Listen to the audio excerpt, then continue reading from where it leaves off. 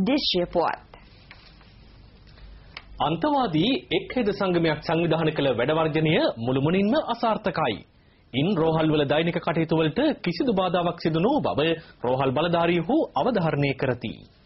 අති බහුතරයක් හෙදෙහිදියන් හදිසියට වාර්තා කරා බාහිර රෝගීන්ගේ අංශය, හදිසි අනතුරු අංශය, හෘද රෝගී අංශය, එවැගේම දැඩි සත්කාර ඒකක සානිකුත් වාට්ටු ඇතුළු ශල්‍යාගාරක සානිකුත් මේ සියලුම ස්ථානවලම අපිට සතුම ස්ථාන අන්දමින් වැඩ කටයුතු කරගෙන යන්න ලැබුණා. බහුතරය සේවයට වාර්තා කර ඇති බැවින් රෝහලේ බාහිර රෝගී අංශය, සායන, ශල්‍යාගාර, දැඩි සත්කාර ඒකක ඇතුළු සියලුම ඒකකවල කටයුතු පවත්වා ගැනීමට හැකියාව ලැබී ඇති බව ප්‍රකාශ කරන්නට පුළුවන්.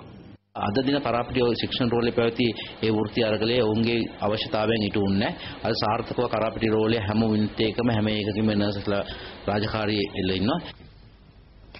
ශ්‍රී ලංකා දේශපාලන ගමන් මඟ නව පරිච්ඡේදයකට යොමු කළ ජනාධිපති මහින්ද රාජපක්ෂ මැතිතුමා උත්කර්ෂවත් දෙවන පදවි ප්‍රාප්තියට එළඹෙන සමයයි මේ. රටක් ප්‍රතිනිර්මාණය කළ නායකයාණන්ට ජාතියේ හරසර පිදෙන මේ මොහොතේ ස්වාධීන රූපවාහිනිය ගෙනෙන පුවත් විශේෂාංග පෙළක පූර්විකාව දැන්. සෑම අඳුරු වලාවකටම යටින් රිදී රේඛාවක් ඇතැයි කියමනක් තිබේ. අපේ ලක්මාතාවද අඳුරු වලාපටලයකින් වැසී ගිය යුගයක් ආවර කොට රිදී රේඛාවකින් දිදුලන යුගයකට එළඹ සිටින්නීය. වෙඩි හඬින්, බෝම්බ හඬින් තිගැස්සී මව් පොළොව වටා රුධිර ධාරා වැගිර ගිය යුගය කෙලවර වී තිබේ. ලෝකයාගේ අනේක විද නිന്ദා අපහාස මැද ලක්මාතාව ගැරහුම් ලැබූ යුගයේද අවසන්ය. දේශීය ජනතාවට එදා වේල සරිකල නොහැකිව එදිනෙදා කෑම වෙනුවෙන් රට ලෝකයට ණය වූ යුගයේද ඉතිහාසයේ මතක පරිච්ඡේදයක් පමණක් වී තිබේ. අතීතයේ ශ්‍රී විභූතිය මෙනෙහි කොට හූල්ලමින් ලෝකයා වෙත දතනිය වන්නට දේශීය සකල විද ජනී ජනයාට යලි ඉඩ නැත. මහා සංවර්ධන සංග්‍රාමයක් වෙනුවෙන් උතුරේත් දකුණේත් ජන බලමුළු පෙළගස්වා සාමයේත් එකමුතු භවයේත් අවිය අතටදී අනාගතයට පෙරමං සකසන යුගය එළඹ තිබේ. මෞබිම නිදහසින් පසු අර්ථාන්විතම පස්වසර ගෙවා දමමින් සිටී. ඒ මහාභිමානවත් පස්වසර නිර්මාණය කළ යුගයේ නායකයා තේජනීය දෙවන පදවි ප්‍රාප්තියට සැරසෙන්නේය. ආසියාවේ ආශ්චර්ය වෙමින් ගොඩනැගෙන දේශයක සකල මහජනතාව අභිමානවත් පුරවැසියන් කරන්නට පෙරමං බලන්නේය. දේශයේ අගනාකම් යලි ඔපලා පනපුවා ලෝකේටම පාඩම් කියා දෙන්නට පිඹුරුපත් සකසන්නේය.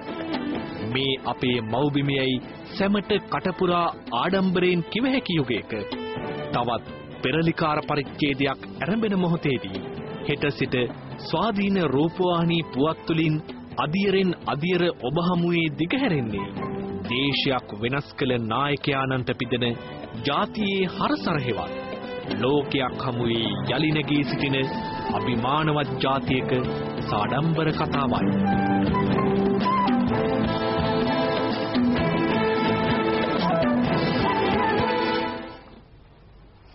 ජනපති පදවි ප්‍රාප්තිය වෙනුවෙන් ක්‍රියාත්මක කරන දැයට සෙවන ජාතික රුක්රෝපණ වැඩසටහන නියමිත ඉලක්කය ඉක්මවයි. අමාත්‍ය අනුර ප්‍රියදර්ශන යාපා මහතා මේ බව හෙළි කළේ අද ප්‍රවෘත්ති දෙපාර්තමේන්තුවේ පැවති මාධ්‍ය හමුවකදී.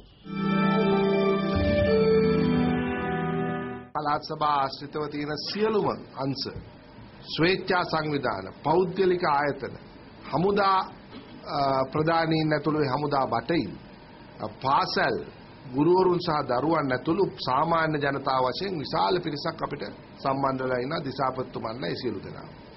දැනට අපි බලාපොරොත්තු වෙන ලක්ෂ 11යි. අපි දැනට 20 ලක්ෂයක පමණ සීමාවක් දක්වා අපි ඉදිරියට ගිහිල්ලා තියෙනවා. ඉදිරි දින කිහිපය තුළ මේක තවත් වැඩි වෙයි. නමුත් අපි අනිවාර්යයෙන්ම අපි බලාපොරොත්තු වෙන ඉලක්කය 11 ලක්ෂයට වඩා වැඩි ප්‍රමාණයක් අපි පැල කරනවා. දැයට සෙවන ව්‍යාපෘතිය සඳහා පළාත් සභා මට්ටමින් මේ වන විටත් සියල්ල සූදානම් බවයි මෙහිදී අදාළ පළාත් ප්‍රධාන අමාත්‍යවරුන් කියා සිටියේ. උතුරුමැද පළාතේ සංඛ්‍යාව ගත්තාම අපි මේ වෙනකොට 6,34,750 පැල සිටවන්න දැන් මේ වෙනකොට සැලසුම් කරලා තියෙනවා. අපි ගණන් හිලව් හදලා තියෙන්නේ ලක්ෂ 3කටයි හැදුවේ. හැබැයි අපි ඒක දැන් ලක්ෂ 6 ඉක්මවලා ගිහින් තියෙනවා. 15 වෙනිදා වෙනකොට මේක ලක්ෂ 10 ඉක්මවයි කියලා මම විශ්වාස කරනවා. සබරගමු පළාතේ මේ වැඩසටහනට පැල 7,39,850ක් අපි සබරගමු පළාතෙන් මේ දායකත්වයට එක් කරන්නට කටයුතු කරලා තියෙනවා. ලෝකයටම ආදර්ශයක් වෙන මෙහෙවරක් විදියටයි මේක සංවිධානය වෙන්නේ. මේ වන විට 7,41,492ක් පැල සිටුවීමට මේ වන විට සැලසුම් කර තිබෙනවා. මේ ප්‍රමාණය වැඩි වෙනවා. මේ වැඩසටහනේදී අපිට ඉලක්කයක් දුන්නේ පැල ලක්ෂ 1කමාරක් සිටවන්න කියලා. 15 වෙනිදා දිනේදී ඒ වෙලාවට 4,26,000කට ආසන්න පැල ප්‍රමාණයක් හිටවන්න සංවිධාන කටයුතු මෙහෙවිලා තිබුණා. නමුත් ගම්පහ දිස්ත්‍රික්කයේ විතරක් අපි බලාපොරොත්තු වෙනවා ලක්ෂ 6කට වැඩි ඉලක්කයක් බස්නාහිර පළාතේ සපුරන්න පුළුවන් වෙයි කියලා. පාසල් සහ ආගමික ස්ථාන අවට කැසිනෝ සූදුව සපුරා තහනම් කෙරේ. කැසිනෝ ව්‍යාපාර නියාමනය කිරීමේ පනත් කෙටුම්පත පිළිබඳව පාර්ලිමේන්තුවේ විවාදය ආරම්භ කරමින් නියෝජ්‍ය අමාත්‍ය සරත් අබුණුගම මහතා මේ බව කියා සිටියේය. පූජක පක්ෂවලින් ප්‍රභු කොටස් වලින් පාසල් වලින් මේක කිසියම් ක්‍රමයක් අනුව සකස් කරන්න කියලා ඉල්ලීමක් තිබුණා. අපි කරන්න හදන්නේ මේ ජනාකීර්ණ ප්‍රදේශවල විශාල ජනමතයක් තියෙන නිසා අද ලෝකේ වෙන අයත් කරන විදිහට මේ සඳහා කලාප නැත්තම් පිළිගත් තැන් වෙන් කරගෙන විශේෂයෙන්ම සංචාරක ව්‍යාපාරය ඇති වෙන විට විදේශ බලපත්‍ර වලින් ඒ වැඩ කරන්නේ ඒ අවස්ථා ඒ තැන් වලට සීමා කිරීම නියාමනය කිරීමයි මේකේ ප්‍රධාන අරමුණ. මෙතෙක් කල කිසිම නියාමනයක් තිබුණේ නැහැ. කවුද ඒව බාරව හිටියේ? පනත් කෙටුම්පත වැඩි ඡන්ද 81කින් සම්මත විය. එහිදී යෝජනාවට පක්ෂව ඡන්ද 114ක් ලැබුණු අතර විපක්ෂව ලැබුණේ ඡන්ද 33ක් පමණි. පාර්ලිමේන්තුවේ තවත් තොරතුරු රාත්‍රී 9:30 ප්‍රවෘත්ති විකාශයෙන් බලාපොරොත්තු වන්න.